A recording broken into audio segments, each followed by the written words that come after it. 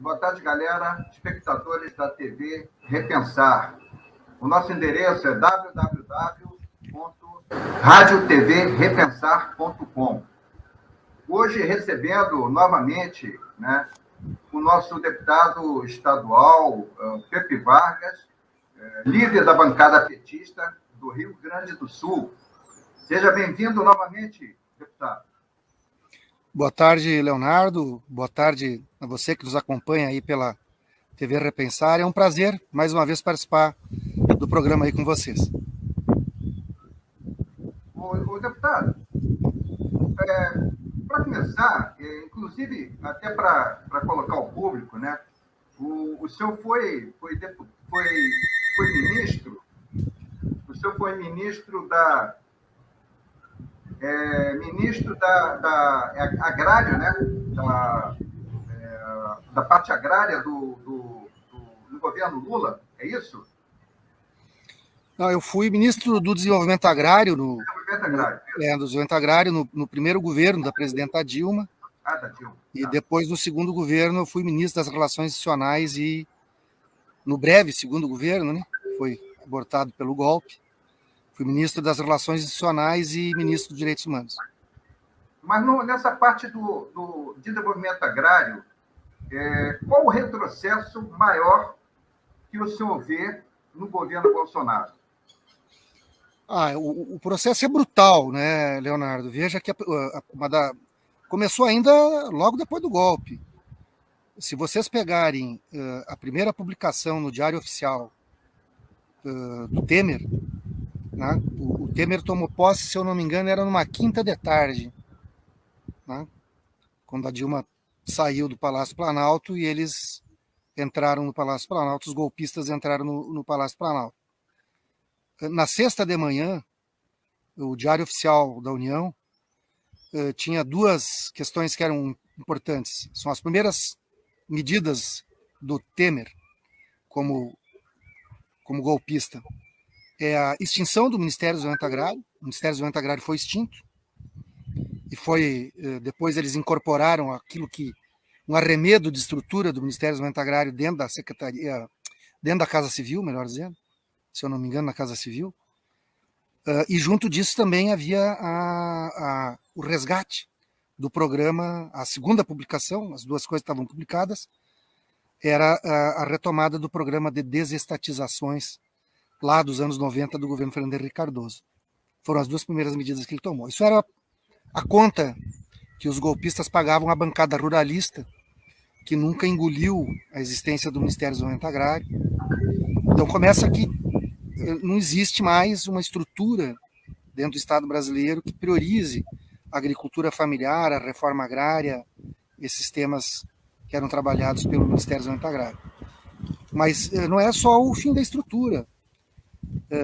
Tem uma coisa impressionante. Outro dia, eu conversando com o Carlos Guedes, que foi presidente do INCRA, no período em que eu fui ministro do Desenvolvimento Agrário, nós nos demos conta que os últimos decretos de desapropriação de terras para fins de reforma agrária no Brasil foram assinados, fomos nós que encaminhamos, assinados pela presidenta Dilma. Porque já em 2015, já no segundo governo Dilma, o companheiro Patrus Ananias assumiu o ministério, mas ali já estava toda aquela ebulição, né, da trama golpista, e logo na sequência, no final do ano, início de 2016, veio o golpe. Então o Patrus e a equipe que estava lá no Ministério nem tiveram condições de encaminhar novos decretos. Então, os últimos decretos de desapropriação de terras para fins de reforma agrária, dentro da lei, como está firmado na legislação brasileira, foram em fevereiro de 2014. De lá para cá, não foi desapropriado um palmo de terra mais. E existem ainda terras improdutivas no Brasil que poderiam ser passivas de desapropriação. Também nesse mesmo processo, não houve mais nenhuma, para falar da questão fundiária, agrária, enfim, não teve mais nenhuma área indígena, nenhum território indígena demarcado. Nenhum. Aliás, eu estou acompanhando aqui no Rio Grande do Sul a verdadeira saga do povo indígena Xoclém, que reivindica a demarcação das suas terras, estão aguardando decisão do marco temporal também. Nada, nenhuma área indígena nova em processo de demarcação. O mesmo vale para os territórios quilombolas. Nada, absolutamente nada. Tá? Bom, além disso, as políticas públicas que haviam para o desenvolvimento da agricultura familiar, não que elas tenham sido extintas, mas elas na prática são extintas pela ausência de orçamento. Então, novamente, a área da política agrícola para a agricultura familiar está lá no Ministério da Agricultura, mas o Ministério da Agricultura pensa mais o agronegócio, né? Então, por exemplo, o política de crédito, que era o PRONAF, Programa Nacional de Apoio e Fortalecimento da Agricultura Familiar. O PRONAF, nós chegamos a operar o PRONAF com 28, 29 bilhões de reais de crédito ofertado, com taxa de juros negativa, ou seja, taxa de juros abaixo da inflação, tanto para o investimento, e o custeio era quase taxa negativa. Hoje eles anunciam um montante, mas depois os agricultores vão para tentar buscar o financiamento no sistema financeiro e não conseguem acessar, porque fazem um anúncio, mas depois não viabilizam as fontes para custear a equalização da taxa de juros. O programa de aquisição de alimentos, que inclusive a principal parte dele, o orçamento dele, nem estava no MDA. Nós, no MDA, tínhamos uma parte do programa de aquisição de alimentos que era para formação de estoques reguladores, que é outra coisa que acabou. Eu vi ali que uma pessoa perguntou para falar do desmonte da Conab. De fato, há um desmonte total, né? O Léo, há um desmonte total da Conab na construção de estoques reguladores, né? Isso tem impacto, como o Léo disse, na inflação de alimentos e na agricultura familiar. Então, o Estado brasileiro não tem mais nenhuma política, nem de formação de estoques, nem aquelas políticas que servem para o escoamento de estoques, que às vezes tu precisa escoar estoque para permitir que o agricultor familiar possa vender o seu produto, né? Então, não tem mais nenhuma política de estoque regulador, nem política de prêmio para escoamento de produção por parte da Conab. E o Programa de Aquisição de Alimentos, a principal orçamento dele estava, inclusive, no Ministério do Desenvolvimento Social, porque ele era uma política que foi concebida lá no CONSEA, no primeiro governo do Lula, foi no âmbito do Conselho de Segurança Alimentar e Nutricional que se encaminhou a proposta de que o governo deveria pensar uma política de segurança alimentar e nutricional e, ao mesmo tempo, viabilizando o escoamento da produção da agricultura familiar. Então, atacava o problema da insegurança alimentar e nutricional, o problema da fome, e, ao mesmo tempo, né, fortalecia a agricultura familiar como fornecedora dos alimentos para isso. Então, tinha aquele programa que era de doação simultânea, que as associações cooperativas de agricultores familiares vendiam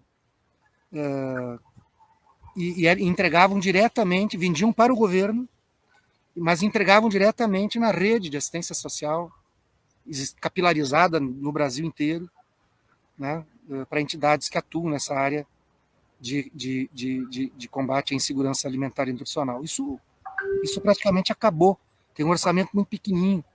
Esse programa, Leonardo, ele chegou a rodar aí com 1 bilhão e 300, 1 bilhão e 200 bilhões de reais por ano.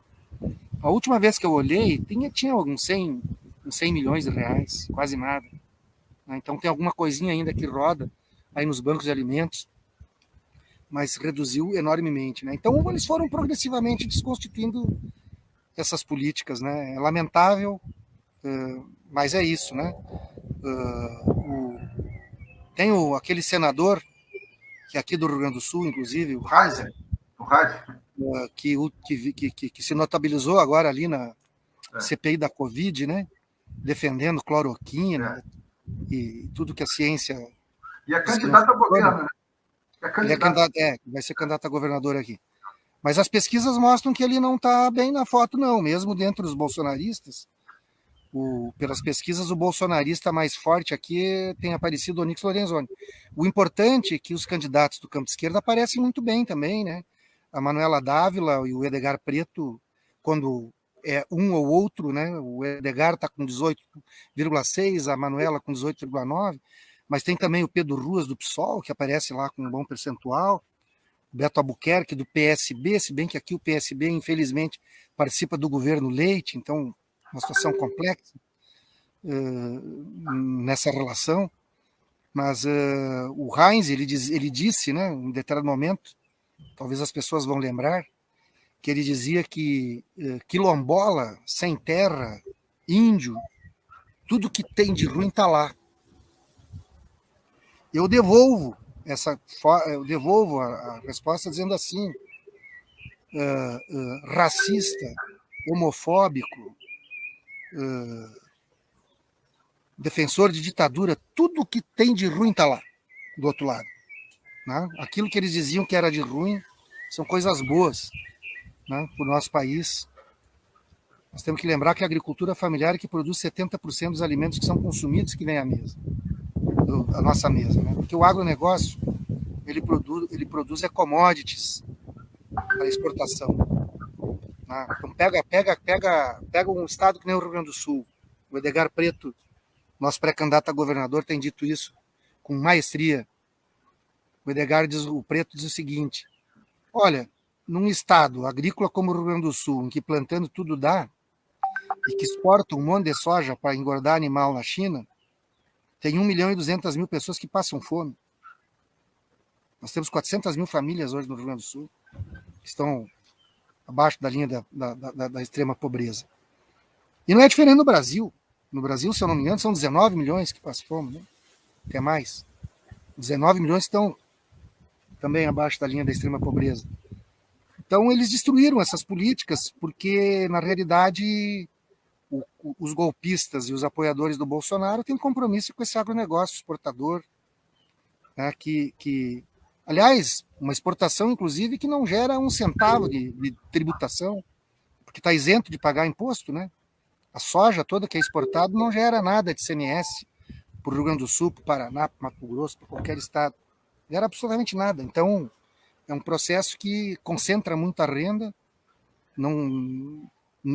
gera muito pouco emprego, porque exporta soja em grão, não agroindustrializa aqui no Brasil, então gera muito pouco emprego. É um modelo de monocultura intensivo em uso de agrotóxicos, e então é um modelo agrícola que precisa ser repensado, sem sombra de dúvidas. Né? Com questão aos agrotóxicos e à segurança alimentar, o senhor foi o autor do projeto, né, contra os agrotóxicos neonicotinoides, né? Inclusive mataram a abelha, principalmente as abelhas, né, que foi considerado pela ONU em 2019 o animal mais importante, o ser vivo mais importante da Terra, a abelha. E nesse projeto do senhor contra os agrotóxicos neonicotinoides, eu sou gestor ambiental, né? E é muito triste o que nós vimos com as abelhas, né? Prejudicando, inclusive, a safra de uva, né? O senhor é da Serra Gaúcha, né? E prejudicou toda a Serra Gaúcha na produção de uva. Iria produzir 100 mil toneladas, produziu 7 mil, quer dizer, dá um tiro no pé. Você coloca agrotóxico na soja, mas do lado tem a produção de uva, você mata todas as abelhas, não tem mais uva. Então, e esse projeto, ele não teve nem parecer, né? Não teve parecer ainda, né? Não. Nós temos 2 projetos importantes aí da nossa bancada do Partido dos Trabalhadores, na Assembleia Legislativa, né? Um é esse. Quando eu apresentei esse projeto de lei, Leonardo, a literatura informava que os neonicotinoides poderiam ser os principais, porque de fato ele é um inseticida, né? Então ele mata as abelhas também. Mas depois, estudos posteriores feitos aqui no Rio Grande do Sul mostraram, inclusive, que não é só os neonicotinoides, que também tem o fipronil, que está matando muita abelha, né? Mas esse projeto de lei ele não saiu sequer da Comissão de Constituição e Justiça, né? O relator sentou em cima, como a gente diz, né? Como eles têm uma maioria muito sólida, infelizmente, né? O fipronil é da soja, né? É aquele que é pulverizado por avião, né? Isso. E tem um outro projeto muito importante, que é que o Edgar Preto apresentou, que proíbe a comercialização e o uso do 2,4-D. O 2,4-D também é utilizado na soja, ele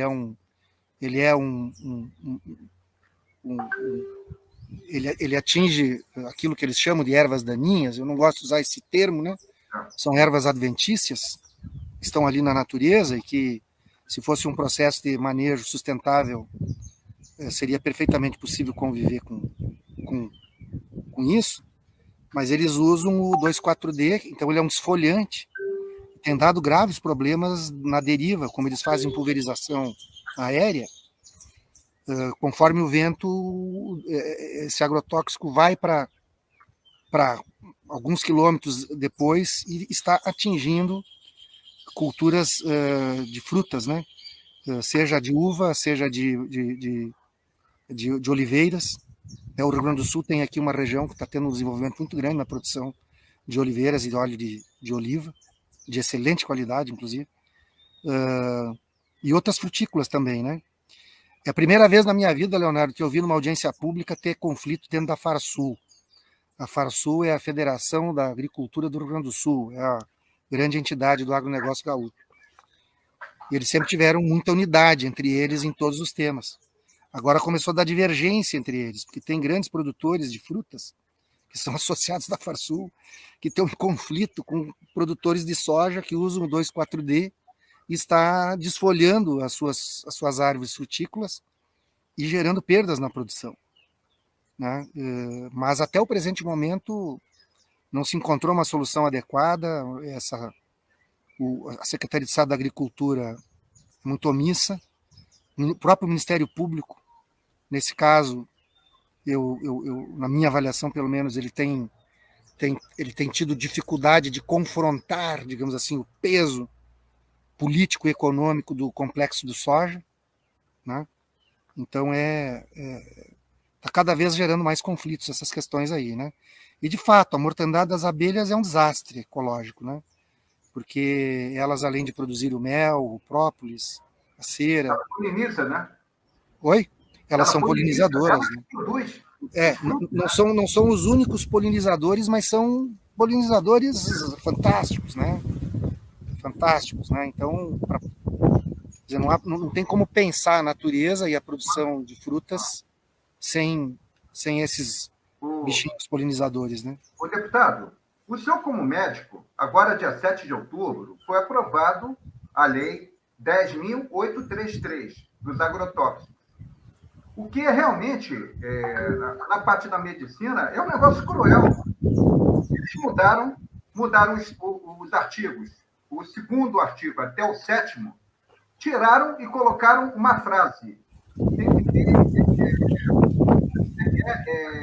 Tem que ter evidências suficientes. Eles colocaram a frase evidência suficiente. Então, para ser cancerígeno, tem que ter evidência suficiente. Quer dizer, tem que aguardar o câncer vir daqui a 20, 30 anos para poder ser considerado cancerígeno.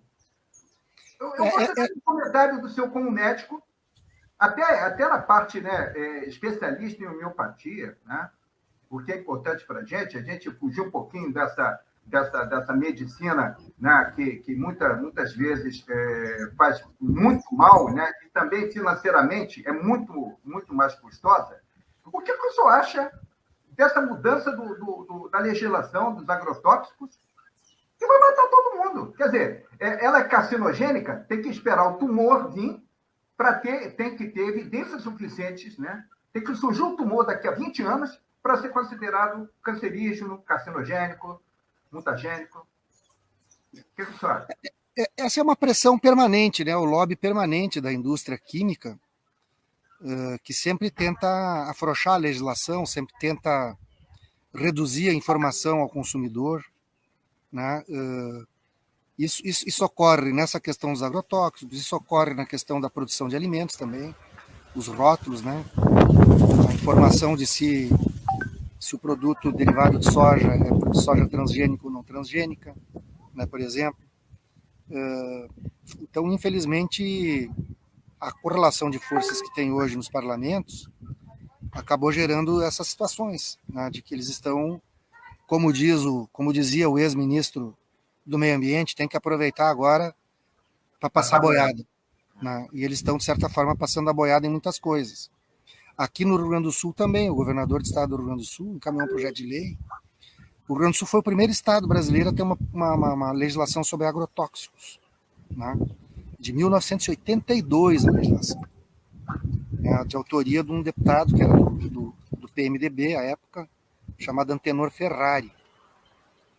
E agora o PMDB, vergonhosamente, votou contra a lei do Antenor Ferrari. O governador mandou o projeto. O que dizia essa lei? Entre outras coisas, que agrotóxicos que não têm registro ou são proibidos de serem utilizados no seu país de origem, no país onde ele foi desenvolvido, eles não podem ser comercializados e utilizados no estado do Rio Grande do Sul. Né? Uma legislação que vinha desde 82, que inclusive havia sido questionada a sua constitucionalidade e o Supremo Tribunal Federal tinha considerado constitucional a lei gaúcha. Pois justamente logo após a decisão do Supremo Tribunal Federal considerando constitucional, começou a pressão para o governo do estado e para a Assembleia Legislativa mudar. E o governador Eduardo Leite encaminhou o projeto de lei e foi revogado o artigo dessa lei inovadora lá de 1982. Então agora no Rio Grande do Sul também pode comercializar o agrotóxico que é proibido no seu país de origem, que é um absurdo, né? É o cúmulo do colonialismo, né? O senhor não acha que a proximidade com o Paraguai, a Argentina, Uruguai, mas estou falando mais Paraguai, porque é só um pequeno espaço de terra, pula do Paraguai, passa pela Argentina, já está no Rio Grande do Sul, que pode favorecer a entrada de agrotóxico proibido no Brasil, porque 30% dos agrotóxicos que estão por aí são proibidos na União Europeia, mas estão vindo via China, no Paraguai. Não tem como barrar na fronteira, fica difícil. Não, eu não tenho a menor dúvida que isso existe, o chamado descaminho, né? Não chega a ser contrabando, que muitas vezes não é proibido de utilizar. Mas existe esse comércio ilegal que vem, né, clandestino. Bom, sabe como é que é? Sempre é difícil de combater isso, né? Porque tem várias coisas que entram, né? Outro dia aqui a Receita Federal conseguiu reter uma partida de vinho que vinha sendo trazido completamente sem nota, sem nada. Então, também essas estruturas de fiscalização e controle nas alfândegas são importantes, mas eu não tenho a menor dúvida que e logo no Rio Grande do Sul, que é o maior produtor de vinho do Brasil. O maior exportador também. Sim. Estava entrando a turma trazendo completamente frio tudo. Felizmente descobriram, né? Você como médico, eu tenho visto aqui em Sapucaia, e a gente tem discutido muito, o problema das lotações. Né? As lotações, o nome já diz, lotado. Por quê? Porque durante a pandemia se reduziu o número de veículos. Vamos diminuir o número de veículos, que é para diminuir a aglomeração. Mas é uma idiotice. Se você vai diminuir o número de veículos, você aumenta a aglomeração. E você teve um projeto, que inclusive foi negado, né, o projeto, né, para regulamentar o número de passageiros em lotações, né? Não foi isso? O ônibus, né? Porque tinha aqui chegou um ponto aqui no Rio Grande do Sul que o governo do estado lavou as mãos. Né? Ele tinha desenvolvido um sistema de controle, digamos assim, da transmissão da Covid-19. Doméstica, né? E que já não era ideal, mas pelo menos o estado é que determinava, né, os protocolos, o que podia, o que não podia. Bom, aí ocorreu a eleição de prefeitos e, lamentavelmente, a maioria dos prefeitos eleitos, na campanha, prometeram que, naquele momento que tinha restrições para o funcionamento do comércio, do transporte, coisa e tal, os prefeitos que se elegeram, a ampla maioria deles que se elegeram prometendo que iam abrir tudo. Né? Bom, aí começou a pressão, e o governo do estado, em vez de aguentar a pressão, mudou os seus protocolos e, na prática, o protocolo jogou para as prefeituras fazer o que quisessem, bem entendesse. Né? O Rio Grande do Sul é uma péssima referência no combate à pandemia, viu, Leonardo? Aqui no Rio Grande do Sul, o governador não é um negacionista, ele não faz um discurso de raiz bolsonarista, digamos assim, né? Ele é do PSDB, tentou, inclusive, a disputar a indicação de pré-candidato a presidente no PSDB, perdeu para o Dória a prévia. Mas, independente dele não fazer um discurso negacionista e não fazer um discurso bolsonarista de raiz, ele apoia totalmente a política econômica do governo Bolsonaro. E aqui no Rio Grande do Sul, se o Brasil não é referência no combate à Covid, aqui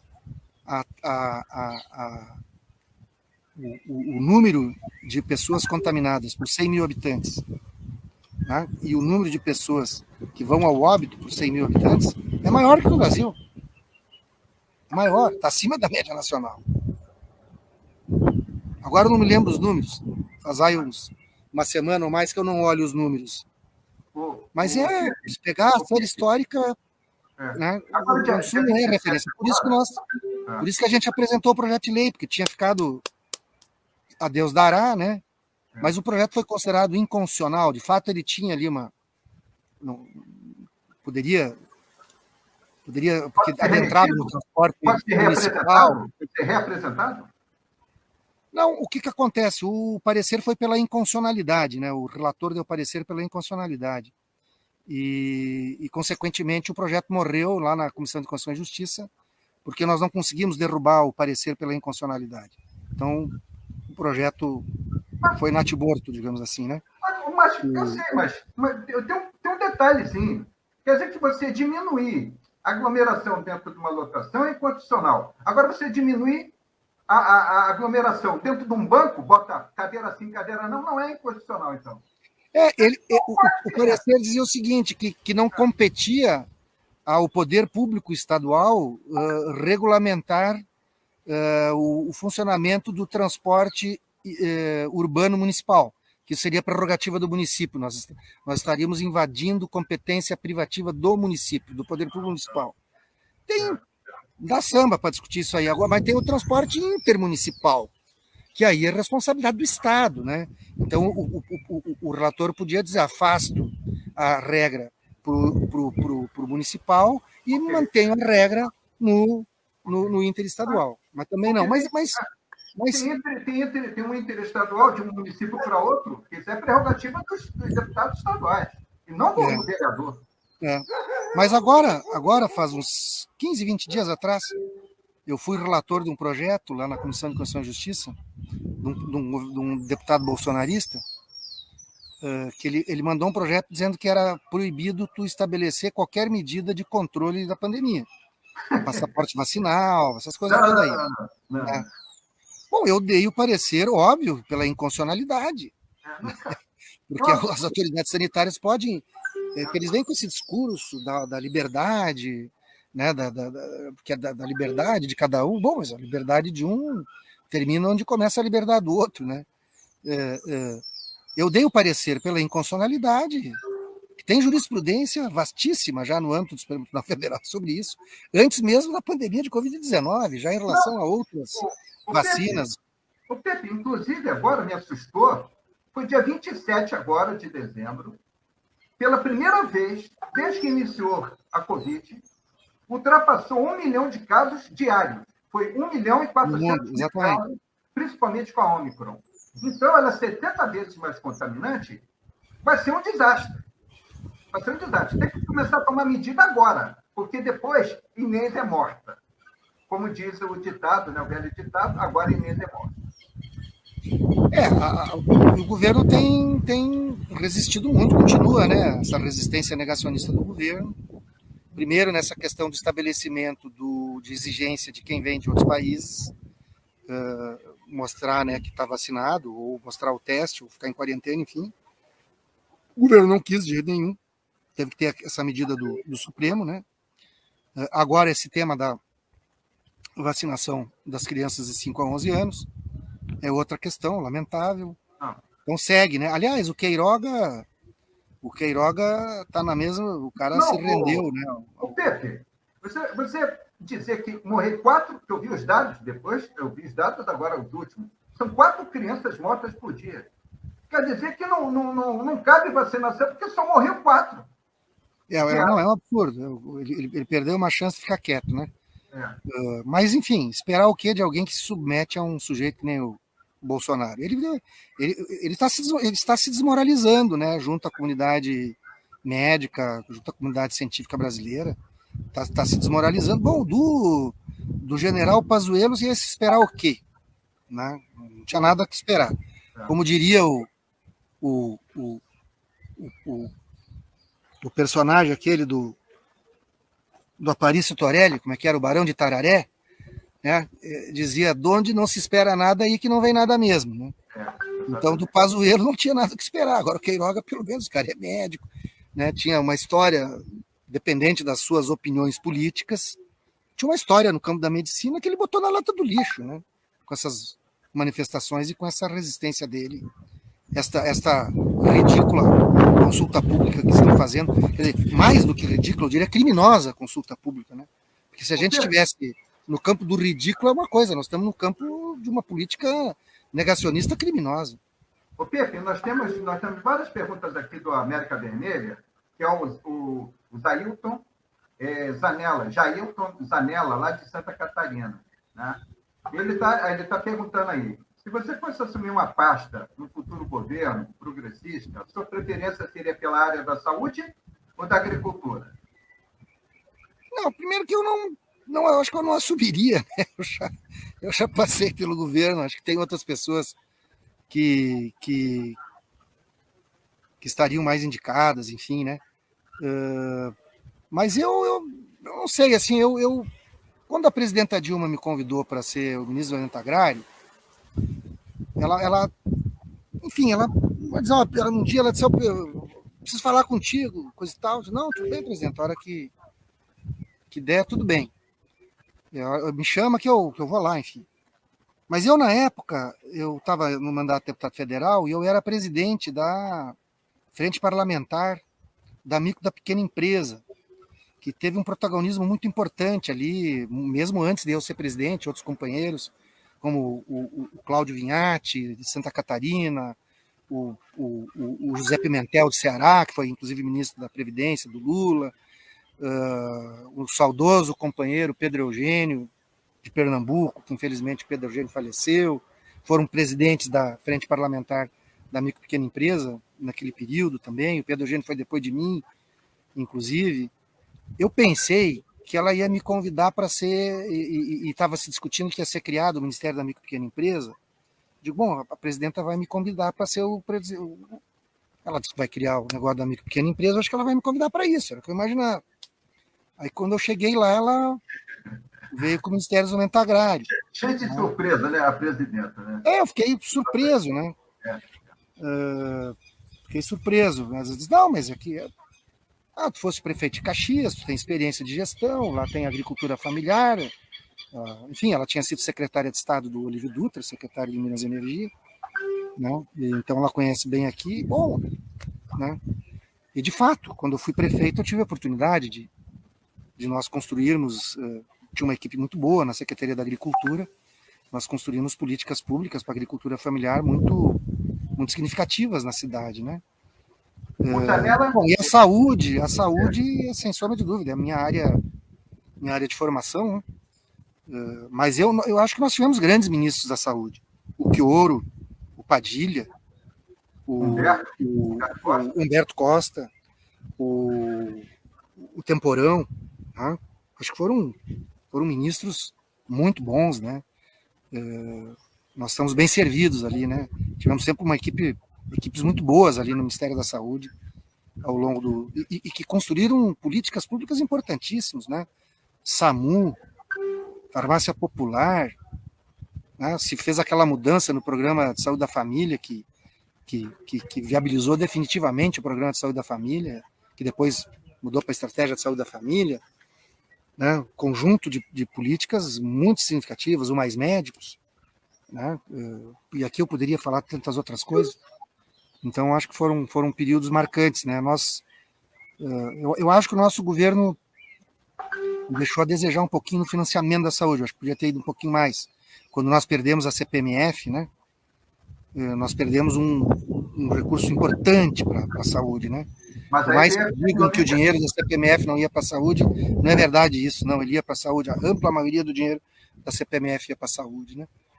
Então, eu acho que o caminho que foi feito na saúde nos governos do Lula e da Dilma mas significativo. depois veio a PEC 95, né? Aí destruiu tudo, né? Bom, nós dizíamos, né, quando era uma emenda constitucional ainda, que era a proposta, era a PEC da morte, né? E de fato é a PEC da morte, porque ela retira, né, o dinheiro das políticas públicas e libera totalmente a despesa financeira. Então é a PEC encomendada a dedo pelo sistema financeiro para pagar o sistema da dívida, né? Pepe, você estava falando aí sobre agricultura familiar, o Zanella perguntou aí, uma outra pergunta dele, e aí eu já até respondo para o Zanella, né? O desenvolvimento do agronegócio e da agricultura familiar são compatíveis? Não. Eu acho que tem que haver como compatibilizar o agronegócio com a agricultura familiar. Como fazer isso? O problema primeiro, né, tem que deter o avanço das fronteiras agrícolas. Nós temos terras agricultáveis mais do que suficientes no Brasil. Esse papo de que não é preciso desmatar para aumentar a produção do agronegócio, não precisa desmatar. Pelo contrário, tem que inclusive reflorestar. Aliás, eu tive a oportunidade de participar do debate do Código Florestal, foi uma situação muito difícil, né? Vamos lembrar que o Congresso Nacional tinha aprovado uma proposta de Código Florestal que a presidenta Dilma vetou, e aí a própria presidenta resolveu ela conduzir o debate interministerial para construir uma nova proposta de Código Florestal que foi encaminhada depois e foi aprovada. Uma proposta que estabeleceu um princípio, nós utilizamos um princípio que era o princípio das responsabilidades comuns, porém diferenciadas, ou seja, todo agricultor tem que ter responsabilidade para com a preservação ambiental, mas tem responsabilidades diferenciadas. Eu não posso tratar do mesmo jeito um agricultor que tem 10 hectares de um outro que tem 10 mil ou 20 mil hectares. O latifúndio é uma coisa, a agricultura familiar é outra. Estabelecemos responsabilidades distintas. Mas ao fim e ao cabo, e óbvio que num terreno onde nós não tínhamos exatamente a maioria parlamentar para aprovar aquilo que a gente queria. Então tinha que ter algum espaço de negociação para evitar o mal maior. E eu acho que a gente foi feliz naquilo. Não seria ainda o Código Florestal dos nossos sonhos, mas ele permitiria uma recuperação de cobertura vegetal no Brasil muito significativa. Eu não me lembro do montante. Quem tinha esses números na cabeça, tudo era a Isabela Teixeira, que era a nossa ministra do Meio Ambiente à época, né? A equipe da Isabela, inclusive, fez esses cálculos todos, porque a gente criou lá o cadastro ambiental rural, o programa de recuperação ambiental, onde aquele agricultor que eventualmente tinha desmatado área de preservação permanente ou a reserva legal poderia recuperar, dava um prazo para recuperar, em vez de já sair só multando, se ele autodeclarasse e apresentasse o seu plano de recuperação ambiental, né, nós teríamos aí um caminho para recuperar a cobertura vegetal. Então, não só não deve desmatar, como inclusive tem que recuperar a cobertura vegetal. Essa aqui é a realidade, né? E o grande problema do agronegócio é o problema da sua visão de monocultura e essa visão da chamada Revolução Verde, né? Que é intensiva em agrotóxicos, intensivas em grandes máquinas e que gera muito pouco emprego. Então, teria que pensar, né, uma outra forma de produção. Esse relatório aí, nem é pop. Esse relatório aí saiu agora no final de outubro, né? Que foi feito pela ABRA, Associação Brasileira de Reforma Agrária, e para o Instituto Alemão, Friedrich Ebert Stiftung. Eu não sei falar muito bem, mas... É a fundação do Partido Social Democrata, então, a Fundação Friedrich Ebert. Nesse relatório, se chegou exatamente à conclusão de que o agro não é pop, o agro não é tech, o agro não é tudo. E ali, com dados científicos, falou que o agronegócio ele gasta mais do que do que arrecada, porque ele gasta muito mais, ele recebe de subsídios, não gera emprego. E tem outra coisa, o Pepe, muito urgente aqui para a nossa agricultura, inclusive aqui no Rio Grande do Sul. Eu sou do Comitê Sinos há 18 anos, 19 anos já. E ali, 70% da água vai para o agronegócio. Quer dizer, nós temos a tal da água virtual, nós estamos exportando água. E aí nós estamos numa crise hídrica seríssima, muito grave, que não tem há 90 anos, e simplesmente o agronegócio está levando a maior parte da água. E aí a agricultura familiar, que gera emprego, que gera alimentos, como você falou, 95% ou mais até da comida que vai para a mesa é da agricultura familiar, que não tem água para produzir.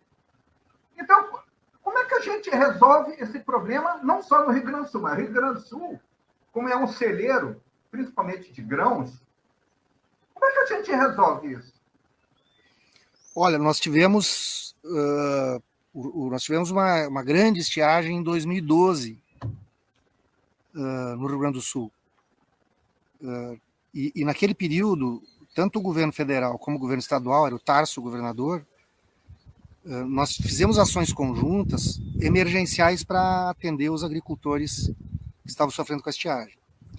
E aí o governo do Tarso construiu uma política que chamava-se, tinha um nome, eu não me lembro, mas era uma política para estimular a irrigação, utilizando os recursos do Pronaf, mas o Estado do Rio Grande do Sul ele também pagava parte do financiamento do agricultor familiar que fosse pensar seus sistemas de irrigação.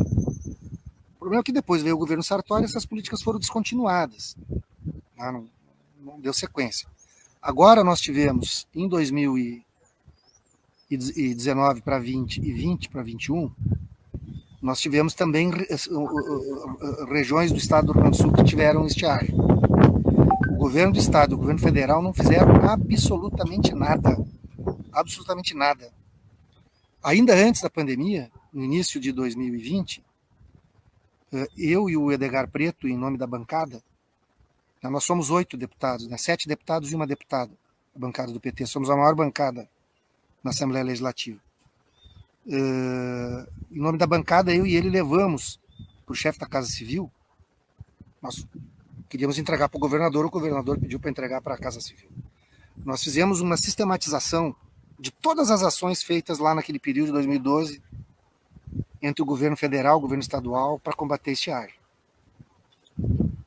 Eu disse que nós entregamos lá no início de 2020, antes da pandemia, acho que foi janeiro ou fevereiro de 2020, que eu e ele fomos lá, entregamos por escrito, né, uma memória de tudo que tinha sido feito, quanto tinha custado, que órgãos estavam envolvidos.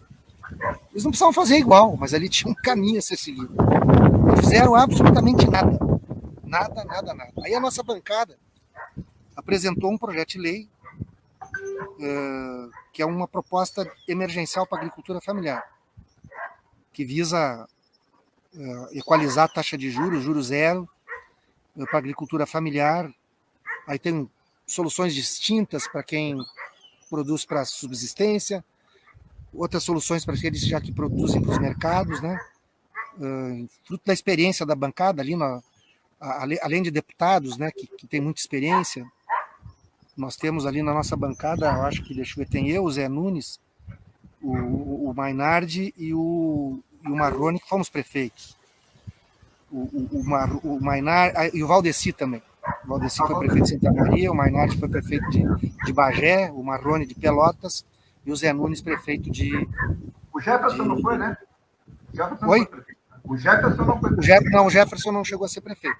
Mas o Jefferson é ali da região de Santa Rosa, ele sempre teve um vínculo muito forte com a agricultura familiar, da mesma forma como o Edgar Preto, né, que teve a vida inteira dele vinculado a essa luta pela questão da agricultura familiar e da reforma agrária.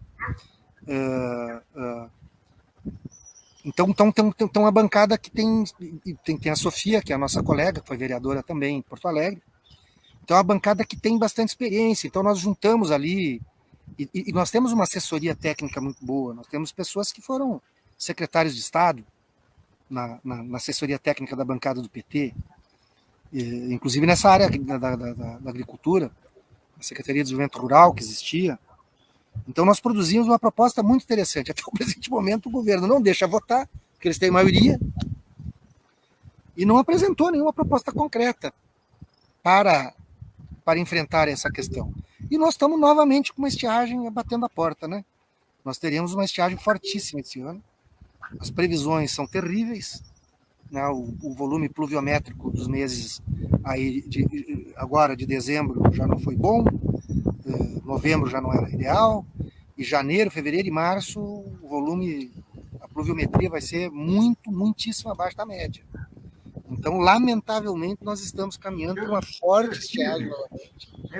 Não tem uma política pública nem do governo federal nem do governo estadual, né? Eu estive no Fórum Social, eu estive no Fórum Social Mundial em 2020, ali na Assembleia, apresentando, estava o Edgar Preto, estava na mesa, né, com o presidente ali, no Fórum Social Mundial. E no domingo, quando estava iniciando, e eu fiz uma apresentação lá sobre agrotóxico na Serra Gaúcha, tá?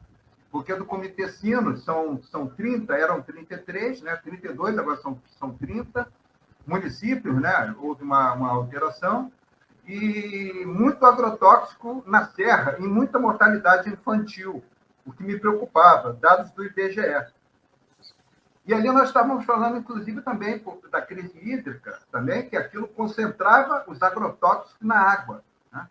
Que vem descendo da serra e tudo, e vai impactando todo o Rio dos Sinos, né? E aí, por falar em Fórum Social Mundial, você sendo da Comissão de Constituição e Justiça, o Fórum Social Mundial agora em janeiro é sobre justiça e democracia. Você pretende, ou tem alguma coisa, dos 5 temas, né? Apresentar alguma coisa no Fórum Social Mundial, pessoalmente ou pela bancada? Não fizemos esse debate ainda, Leonardo. Até vai ter que ser, vai chegar o momento que a gente vai ter que fazer, mas a bancada acabou não fazendo esse debate, né? Sobre se vai apresentar alguma coisa. Janeiro, né? Até o dia 25 de janeiro. E como o tema exatamente a sua área, né, de Constituição e Justiça, né, eu não estou sugerindo nada, né? Eu estou achando, até acreditei que já tinham alguma coisa a apresentar nesse Fórum Social Mundial, que inclusive o Lula já confirmou presença, né? O que é preocupante, porque com essa Ômicron, né, se espalhando aí, em 2021 não foi presencial, né? Aí agora querem fazer presencial. Eu acho meio arriscado, mas vamos lá, né? Eu sou contra. Eu vou participar, mas quero participar virtualmente, né? Online. A Ômicron ainda não chegou com toda a força aqui, né? Mas é preocupante. Tem algumas coisas, assim, porque a nossa cobertura vacinal, apesar dos negacionistas, está alta, né? Precisa ampliar a terceira dose. É a terceira ou quarta, né, do país, né? Mas, Isso. Então o povo brasileiro... Bom, as pesquisas, inclusive, mostram isso, né? Mais de 80% das pessoas querem se vacinar. Então tem esse detalhe. Outra coisa que ainda tem um número significativo de pessoas, embora a cada dia que passa a gente vê mais gente não usando, ainda tem muita gente que está usando máscara, né? Tem muita gente ainda usando máscara. Então isso pode ser um diferencial importante aqui com a chegada da Ômicron, né? Porque se as pessoas de fato continuarem usando máscara, fizerem a terceira dose, mais gente se vacinar com as 2 doses, talvez a gente possa transitar isso de forma distinta do que outros países estão transitando. Apesar do governo não contribuir para isso. Alguns médicos estão sugerindo a 4ª dose, alguns cientistas. Para pessoas, principalmente para pessoas que têm comorbidades e têm situações de imunodepressão, né? Principalmente para isso, sem sombra de dúvidas. Ontem nós iríamos entrevistar aqui o Suplicy pela 2ª vez, né? Ontem de manhã e ele não pôde participar porque ele tinha passado mal à noite. Aí nós achávamos, né? Deve ser uma gripe, né? Eu até conversei com a Sandra, a assessora dele, deve ser uma gripe. Eu falei, olha, ele vai fazer o teste para Covid. Testou a Covid. E ele já tomou 3 doses. Né? Terceira dose. Ele já tomou a terceira dose. E pela idade dele, é preocupante. Mas eu fiquei sabendo com a assessoria dele que tá legal, né? E nós remarcamos, né? Eu fiz uma live. Eu vi a notícia que ele testou positivo, mas que está passando bem, né? Agora, nós vamos passar um teste de fogo aí com a virada do ano, né? A turma que vai para o litoral, né? Eu fiz uma opção, me desculpe os litorâneos, né? Mas o meu período de férias eu não vou para o litoral nem a pau, Juvenal. O Charles, que é da Picada Café, né? O Charles até comentou comigo, que eu não vi isso, né? Mas ele comentou, que a maior parte da Ômicron está no litoral, em todo o litoral brasileiro, está avançando para o interior, a contaminação. Ela praticamente ela está vindo do litoral. Mas, claro, né? O litoral tem um número maior de habitantes, né? A densidade populacional é maior, a concentração é maior. Sem dúvida. Então, de repente, eu não sei se é por isso, né? Mas ele falou não é por ser litoral, não é uma questão geográfica. É mais lógico isso. Mas digo, eu não vou por outra razão, porque vai ser um período de grande aglomeração ali, né? Ela entende, vai chegar nessa época do ano, vai para a beira da praia, já é uma aglomeração. Tu vai sair da beira da praia, vai para um restaurante, é uma aglomeração. Você é de Caxias do Sul, vai ali para o eu tô aqui no interior de Caxias.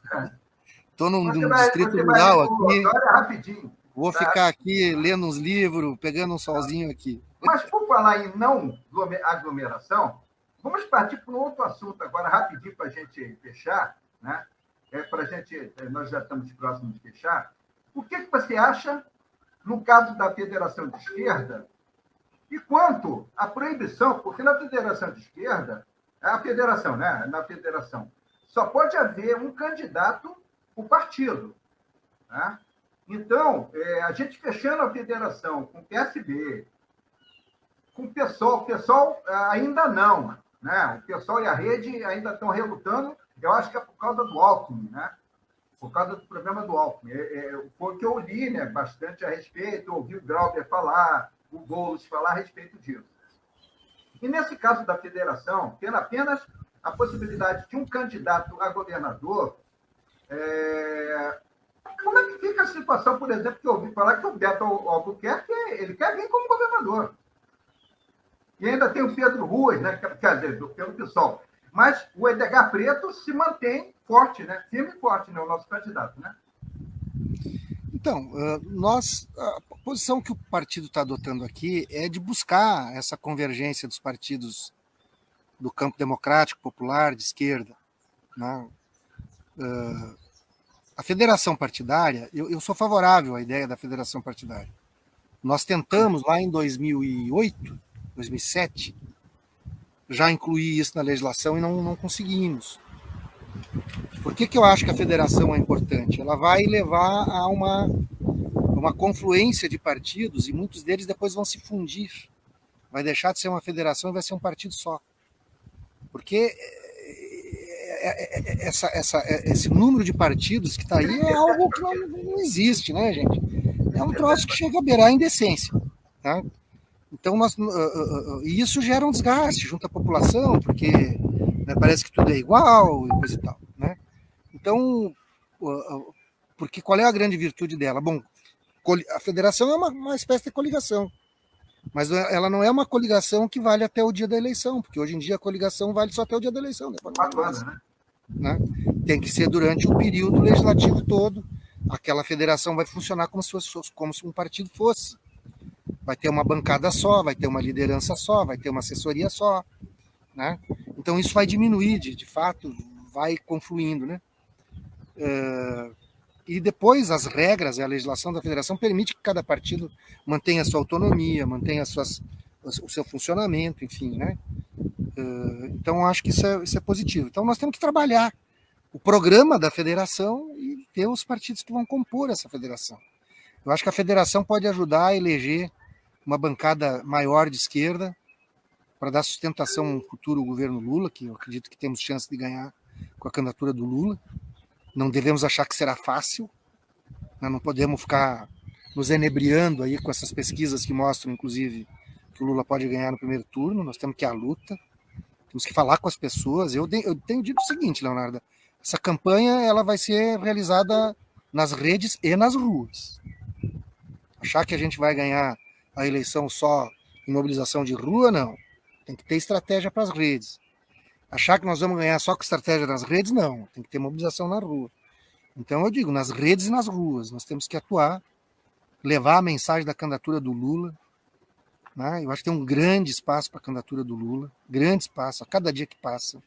As pessoas cada dia, né, são lembradas de que viviam melhor no tempo do Lula, tinham um emprego, não tinha essa disparada de preço de alimentos, não tinha esse absurdo do preço da gasolina, não tinha esse absurdo da informalidade que hoje as pessoas estão submetidas no mercado de trabalho. Né? Então, acho que tem, mas o adversário ele tem artimanhas. Ele, né, na campanha de 2018, a gente viu que foi, né, o disparo em massa nos grupos de WhatsApp que eles cadastraram previamente, nos perfis que eles foram comprando de empresas que atuam no mercado, né, que aí segmenta, né, com aqueles softwares que eles chamam de mineradores. Então, eles mandavam a mensagem conforme o freguês lá, os algoritmos mostravam que eram as preferências dessa pessoa, e conforme aquilo eles iriam disparando uma fake news aqui, uma fake news ali, mentiras contra a candidatura do Haddad, etc, etc, etc. Então, por isso que eu digo, é nas redes e nas ruas. Então, nós temos essa possibilidade, é uma chance real. Ela está ao alcance das nossas mãos. Né? E eu acredito que a candidatura do Lula ela vai puxar também as candidaturas dos governadores que estiverem associados, os candidatos a governador que estiverem associados à candidatura do Lula.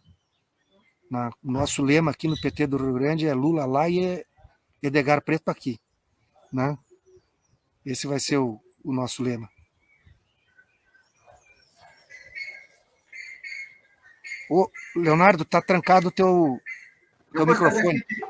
Eu gostaria de agradecer aqui também a presença, né, de uma correligionária sua aí de Caxias do Sul, a professora, né, historiadora, a Rose Frigeri. A Rose é a nossa suplente de vereadora, inclusive. Isso, que ela foi candidata, ela é suplente de vereadora de Caxias do Sul, né? Foi a nossa primeira suplente e já assumiu aqui, inclusive, o mandato. E aí, também eu gostaria de agradecer aqui também a Renata Luiza, né, que foi candidata lá e agora esqueci o nome, lá em Minas Gerais, né, do município lá de Minas, foi candidata a vereadora. E nós temos também, deixa eu ver aqui quem mais, temos também o Alessandra Grison, né, também, o Aloysio Roberto Jordão, o Zailton Zanella, de Santa Catarina, né, e temos também a Regina Facioli, né, de São Paulo, professora lá de São Paulo, a Silva Pereira, de Santa Catarina, o Jair Galvão, sociólogo lá do Ceará, e muitos outros. Né? Estamos transmitindo ao vivo pela TV Repensar, por 6 páginas, né, do Facebook e 129 grupos do Facebook. Então, fica difícil eu visualizar tudo, né, porque eu terei que abrir página a página, e depois que eu vou ver os insights, né, sobre isso. Mas, o Pepe, quais os seus planos para 2022? O pessoal quer saber quais os seus planos. Não, nossa grande prioridade é tentar eleger o governo federal e o governo estadual, né? Mas o partido ainda não abriu o processo de discussão de candidaturas proporcionais, mas a minha disposição é, assim que abrir, a conversa que tem com companheiros e companheiras, aqui é novamente me colocar à disposição para concorrer a deputado estadual.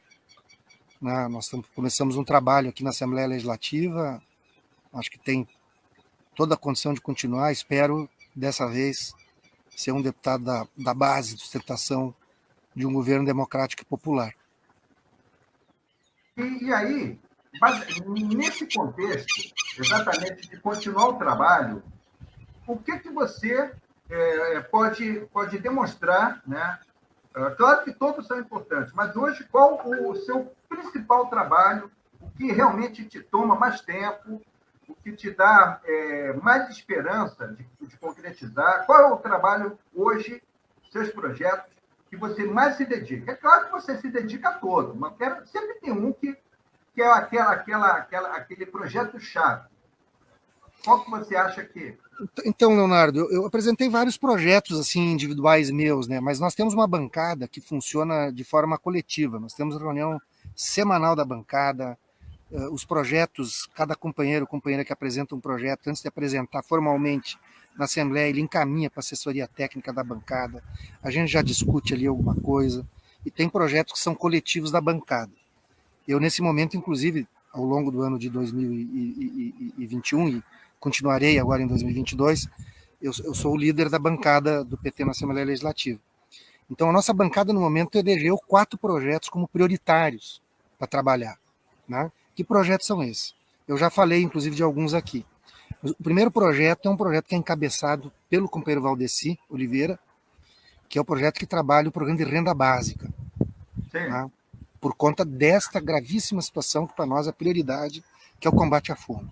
Então, me permite uma parte. Pois não. Inclusive, o STF, baseado na lei, né, 10.835 de 2004, né, que começou a vigorar em 2005, que é do Suplicy, tem que começar a ser pago agora em janeiro, a partir de 2022, né? A renda mínima, né, básica, a renda básica cidadã, né, do projeto do Suplicy. E quando o deputado Valdeci Oliveira também apresentou esse projeto, juntamente com a bancada do PT, o Suplicy esteve no Rio Grande do Sul para poder fomentar essa discussão. E agora o STF mandou pagar. Como é que... E o governo federal falou que não vai pagar porque não tem dinheiro, não pode furar o teto. O Gilmar Mendes até alegou e falou assim, não tem discussão, tem que pagar. Como é que vai ser feito? Porque está faltando saber como é que os estados, né, como é que vai ser feito esse pagamento para essa renda básica cidadã? Não, se o STF decidiu, o governo vai ter que cumprir, não tem saída, né? Mas nós sempre concebemos aqui, veja, nós sempre concebemos aqui o projeto de renda básica como algo que complemente também um programa nacional. Então não é contraditório, né? Porque tu pode, e os estados podem complementar essas questões, né? Então esse é o primeiro projeto que a gente colocou como prioridade. O segundo projeto que a gente coloca como prioridade é o projeto que trata do crédito subsidiado para a agricultura familiar. O terceiro projeto é um projeto que trata para micro, pequenas empresas e empresas de pequeno porte. Microempreendedores individuais. Micro e pequenas empresas e empreendedores individuais. É um projeto que cria, no estado do Rio Grande do Sul, um fundo de aval e cria um programa de crédito também subsidiado pelo governo do estado. Tem instrumentos para fazer isso. Nós já aproveitamos leis já existentes, né, e redesenhamos, então eles têm total condição de constitucionalidade. E o quarto projeto é o projeto que visa estabelecer critérios para a política de valorização do piso regional do salário mínimo. A política, os estados podem estabelecer piso regional para o salário mínimo, além do que é o salário mínimo nacional. O Rio Grande do Sul é um dos estados que tem isso, foi criado no governo do Olívio Dutra ainda. Há uma forte pressão de setores mais atrasados aí do empresariado para que o governo do estado acabe com o piso regional do salário mínimo. E o governo Leite, inclusive, o ano passado não deu zero de reajuste. E esse ano estava querendo dar 2%. Depois de muita briga, nós conseguimos levar para 5%. Mas nós temos um projeto de lei que estabelece uma política permanente, que estabelece critérios para que o salário mínimo regional tenha uma política de valorização de acordo com o desempenho da economia do Estado. Mais ou menos o que o governo Lula e Dilma fizeram com a política de valorização do salário mínimo, que garantia a inflação, medida pelo INPC, mais o crescimento do produto interno bruto, né? Então, isso fez com que o salário mínimo, inclusive, nesse período do governo Lula e do governo Dilma, tenha tido o maior crescimento acima da inflação da sua história. Foi, agora não me lembro, acho que foi 74%, 75%, não me lembro o valor exato, acima da inflação, né? Então, nós também estamos querendo que o Estado do Rio Grande do Sul tenha essa política. Esses 4 são os nossos projetos prioritários. Um é para o trabalhador assalariado, um é para micro e pequena empresa, empresa e microempreendedor individual, o outro é para agricultor familiar e o outro é para as pessoas que estão em situação de extrema pobreza. Segundo consta, em janeiro agora não vai ter aumento do salário mínimo para os aposentados, né? Os aposentados tirar o cavalinho da chuva, né? Porque está complicado isso aí. Os aposentados vão ganhar o INPC, né? Pelo menos, porque eu acho que eles não revogaram. Pode ser que eu esteja enganado, mas eu acho que não foi revogada a lei do INPC, né? Que foi criada lá no governo do Lula, que garante pelo menos o INPC para os aposentados. A inflação corrigida pelo INPC. E o salário mínimo, esta sim, a política de valorização do salário mínimo foi definitivamente revogada, né? Ô Pepe, ali como é que você vê essa perda de arrecadação de ICMS, por exemplo, da Refap, né? Eu sou da Refap, e por conta da privatização. Assim como eles privatizaram, né, a toque de caixa e abaixo do preço de mercado, a Relan, na Bahia, lá em Mataripe, lá na Bahia, lá, a Landulfo Alves, eles vão fazer para a Refap. E a empresa que vai pegar a Refap, o expertise dela é de distribuição, não é de refino. Então, o negócio dela vai ser apenas distribuição, só. Esse é a expertise dela. Vai haver perda de arrecadação de ICMS pela Refap no estado do Rio Grande do Sul. Como é que se combate isso? Como é que se minimiza esses efeitos devastadores da privatização da Petrobras, né? Aí na Refap em Canoas? Bom, primeiro nós vibramos quando deu errado aí a tentativa de venda, né, que a Petrobras queria fazer, porque estava já na boca do túnel para privatizar a refinaria Alberto Pasqualini, e a proposta era com o Grupo Ultra, né, se eu não me engano. Ultra. Era o Grupo Ultra, e acabou não tendo um entendimento ali entre o Grupo Ultra e a Petrobras. Então isso foi muito importante. A gente espera, inclusive, que esse processo não ocorra e que, com a mudança do governo, a gente consiga retomar uma política de reconstrução da Petrobras, né? Porque ela tem que ser reconstruída, porque o verdadeiro crime, o verdadeiro roubo que aconteceu, eu vou dizer como é roubo mesmo, porque vamos lá, né, Leonardo?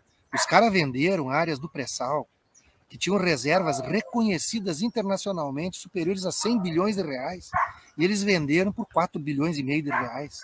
Desculpe, de dólares. 100 bilhões de dólares de reservas reconhecidas. Possivelmente haveria até mais do que isso. Essas eram reconhecidas. E fizeram leilões e venderam por 4 bi e meio. Se isso não é um roubo, o que é um roubo, então? Um o que litro é corrupção? De petróleo por 50 centavos, meu Pedro. Então, primeiro, a gente espera isso. Agora, de fato, a venda, uma eventual privatização da Refap, ela é uma incógnita, porque ela tanto pode ser comprada por um grande player internacional desses aí, que vai usar ela só como estrutura de armazenagem, por exemplo. O caso da Ultra. A Ultra poderia fazer isso, como pode, inclusive, refinar, mas trazer petróleo de fora, né? Para refinar. O caso da e aí os royalties do petróleo já eram, né? Porque os royalties do petróleo só existem se tu refina petróleo produzido e extraído no Brasil, né? Nós criamos, inclusive, Leonardo, uma frente parlamentar em defesa da Petrobras no Rio Grande do Sul, e tivemos uma audiência com o governador, tivemos audiência com o secretário da Casa Civil, depois veio a pandemia. Fizemos reuniões, fizemos audiências públicas nas cidades onde tem estruturas da Petrobras, no Rio Grande do Sul, em Canoas, na própria Assembleia Legislativa, fizemos em Osório, fizemos em Tramandaí, fizemos em Imbé. Tá? visitei os prefeitos, porque eu acabei presidindo essa frente, visitei os prefeitos desses municípios, dava para perceber que não tinham todas as informações. O prefeito de Osório achava que o município de Osório ia ganhar com a privatização. É um troço inacreditável. Aí passamos os dados todos, né? Então, de fato, pode ocorrer uma perda significativa de tributação no estado do Rio Grande do Sul e poderá levar a uma situação de que, se hoje nós estamos submetidos a um monopólio estatal, nós vamos ficar submetidos a um monopólio privado. Ó, né? Com tudo que se trata do monopólio privado. O Zanella, ele perguntou aqui exatamente o que eu estava pensando. Esse polo naval do Rio Grande, né? Eu tive 2 genros que trabalhavam lá. E ali foi um desastre, realmente, né? Acabar com 15 mil empregos, né, de metalúrgicos ali no polo naval, né, que tem o Porto Seco, o mais importante, o maior da América Latina, que o Lula construiu, e simplesmente acabou com os empregos no Rio Grande do Sul. Agora estão construindo lá em Singapura, né, na Malásia, estão construindo as plataformas, né? Não tem outra maneira, só aguardando o governo Lula para reativar o polo naval de Rio Grande? Não, eu acho que só com o Lula de presidente, porque eles têm que reativar uma política de conteúdo nacional, né? Que foi abandonada na prática, essa política de conteúdo nacional. A ideia de que o petróleo é finito e, consequentemente, ele tem que gerar riqueza para o desenvolvimento do país, para o desenvolvimento científico, tecnológico, industrial, né? Que foi a política que foi construída ali e que foi destruída. Né? O que essa Lava Jato destruiu no país, isso sim é um verdadeiro crime. Né? Eles se vangloriam de terem, segundo eles, recuperado 4 bilhões e 300 milhões de reais de corruptos que tinham roubado da Petrobras. De fato, teve corruptos ali que roubaram da Petrobras. Né? Aliás, né, todos eles, lamentavelmente, aqueles caras lá que estavam na direção, que o Cerveró, já nem me lembro mais o nome de toda aquela turma lá. Não lembro. Todos eles, lamentavelmente, né, Leonardo, tinham feito concurso público para entrar na Petrobras e galgaram, porque a Petrobras tinha uma estrutura que permitia que a pessoa fosse galgando postos internos. E esses caras, de fato, roubaram. Né? Mas a Lava Jato diz que recuperou 4 bi 300. Olha o que a gente já perdeu. O que o poder público deixou de arrecadar. E os empregos? Hã? Os empregos que o Moro fechou. Empregos, arrecadação tributária. Enfim, tem inclusive, tem uma mensuração que foi feita, né? Houve um instituto que fez essa mensuração. Eu não me lembro agora o valor, mas é um valor absurdo. Né? E veja como é que é, né? Foi preciso um hacker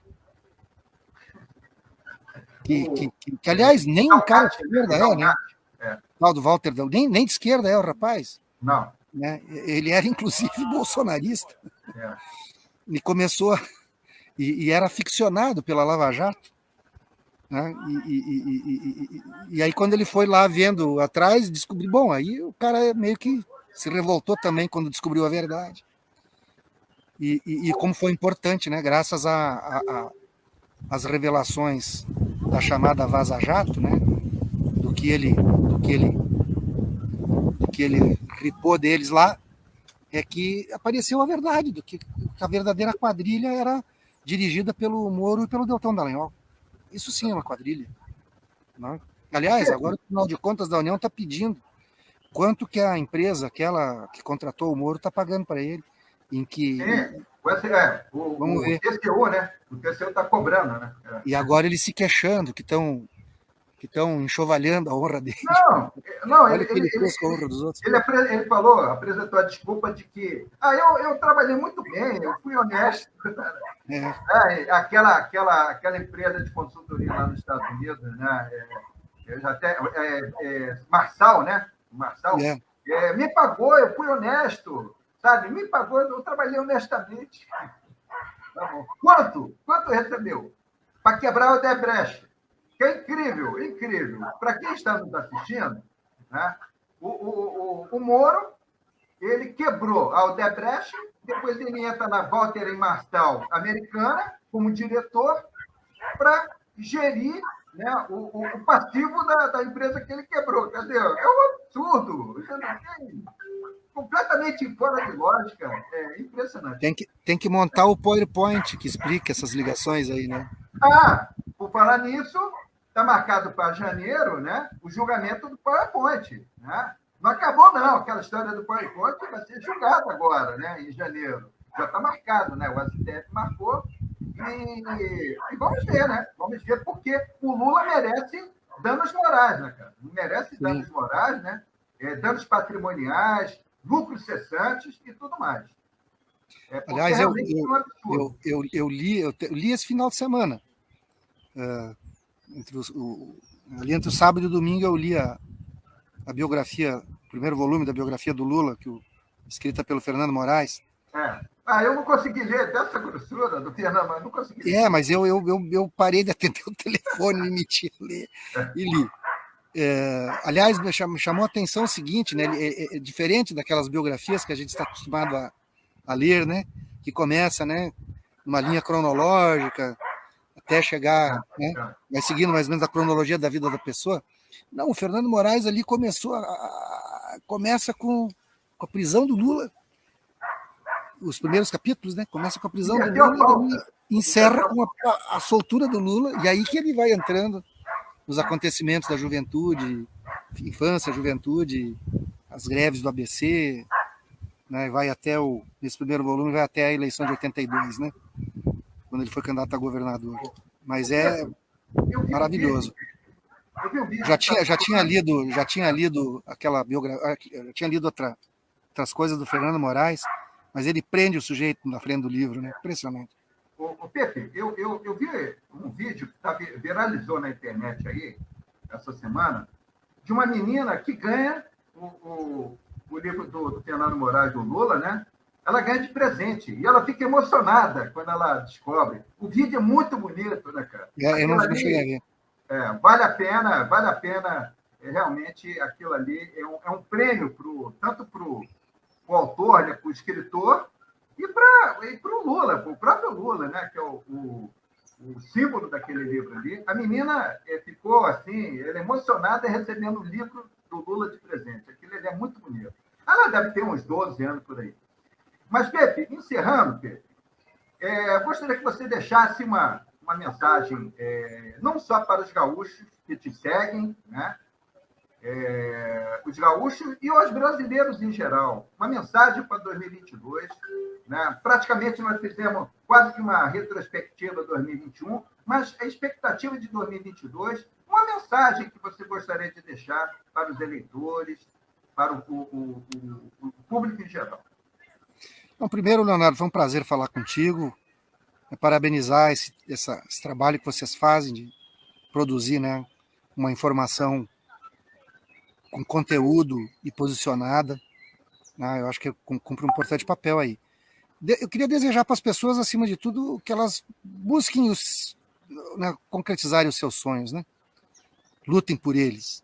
Eu acho que é possível construir, né, um mundo melhor, uma sociedade com maior solidariedade e uma série de outras questões. Então, acho que 2022 é o ano que a gente tem que lutar para concretizar o nosso sonho de um Brasil que retome, né, um eixo de democracia e de oportunidades para as pessoas. Né, bom ano novo para todos e todas. Né, vamos continuar se cuidando ainda. Pepe, eu gostaria de agradecer a tua presença, agradecer também a Meire, né, Vieira, de Sergipe, que conseguiu contato contigo.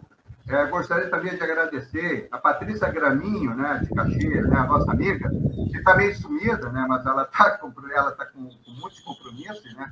Então, a Paty, ela não está aparecendo, né, na TV, mas brevemente, eu acho que para a semana que vem, ela já retorna, ela está muito atarefada. Eu sinto que ela não estivesse presente aqui, né, por ela ser nossa amiga, né, tanto sua quanto minha, né, de Caxias, para a gente poder conversar nesse bate-papo mas vão ter outras oportunidades.